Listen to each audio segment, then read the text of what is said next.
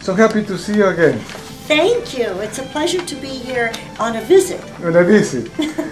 So how long ago did you leave the clinic? Well, now it has been at least 3 years. I know in 2006 I was still undergoing treatment. I can't believe when I saw you today, I wouldn't say that more than a year. I know. Time flies. And you look so great. Thank you. Your eyes are glowing. That's fantastic. Thank you. You know, I believe this actually started in 2002, and I had a rash on my breast. And so I called my doctor, and we treated it with antibiotics. 2 rounds of antibiotics. Didn't work. So when I went back in, my doctor said, I think you have inflammatory breast cancer. I said, no, I don't want to hear that. Yes, I think you do. And so she sent me to a specialist right away, who would be a surgeon, and that doctor verified that there was a lump under my arm, in my armpit. And it definitely was inflammatory breast cancer, and so the treatment was going to be very heavy chemotherapy, followed by radiation, well, I don't know, there was a mastectomy someplace in there. I don't know where that was going to be, but someplace in the treatment. But it was inflammatory breast cancer, which they really, don't have a real high, and she lived 2 years, and it sounded like if I made it through all the treatment, I would have from 2 to 5 years. And please, give me 30 days to think about this, because it just it just doesn't sound so good. So I found Dr. Aldrin in Phoenix and declined all of the conventional treatment, and I did a year of IPT. The treatments were $2,800 a week. I did them for a year. I went through all my inheritance. I taught care of my 85-year-old father and played for church on Saturdays through that treatment. But it held the tumors constant, but there was no it wasn't fixing anything. It just wasn't growing more. And had I not come to BCI, I wouldn't have that retrospective to share with you. But the numbers were not going down. They were just staying steady. And I took a 2-week break after a year to take my father back to Iowa, and it just went, the cancer, the numbers, markers went crazy.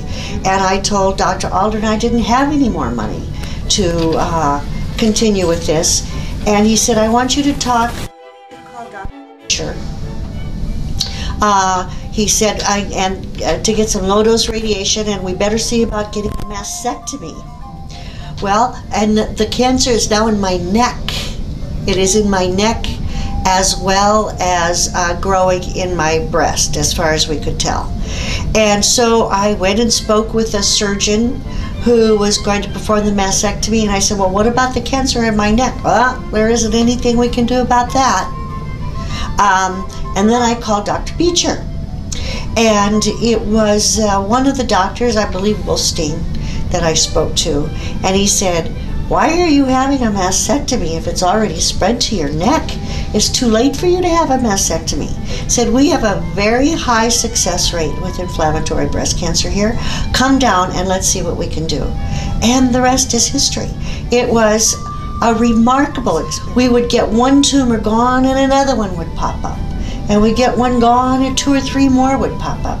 But we stayed with the program, and it was remarkable to watch the tumors disappear on the PET scans, to watch those cancer markers go down so remarkably every week, and to never be sick. I had champagne and eggs bolognese every day at the cafe, the Beach 21 cafe. You know, I went to jazz clubs. So I felt wonderful. So the treatment didn't make you sick? Never. No, not when you're lying there listening to classical music and you have a little silver bell you ring if you need a glass of water or anything. You know, the care, the treatment was wonderful, very thoughtful. And then Dr. Wolstein kind of took all the fears away. You know, without being a Pollyanna, You know, the numbers were there. And at the end, he said, we've done our job. You know, we can't, just because we have cancer, we can't be afraid to live. We must continue to live. And this treatment allows you to do that. I was never unhappy. That's important. Except for the blood tests. I did not like the blood work. Poking into your... Correct. And I still don't. All right. That's understandable. Yeah. Well, I have a whole chapter in my book recommending this treatment, the cornfield heiress, which you can find at cornfieldheiress.com. But I have a whole chapter on valley cancer. Could you show it to me, please? Yes. Well, this is the book, Cornfield Heiress, and I inherited a cornfield, and actually it was by selling the cornfield that I was able to afford the alternative treatments. Now, my insurance paid for all of my treatments here. There was no out-of-pocket money here. Caroline, it was a pleasure talking to you. Thank you. I just wanted to mention that this is totally unprepared. I just very impromptu. You. Yeah. And it was wonderful. Thank you so much. I You're really welcome. appreciate it. Bye. Sit. Up. No, fancy. She wants to rest. I think she's too tired.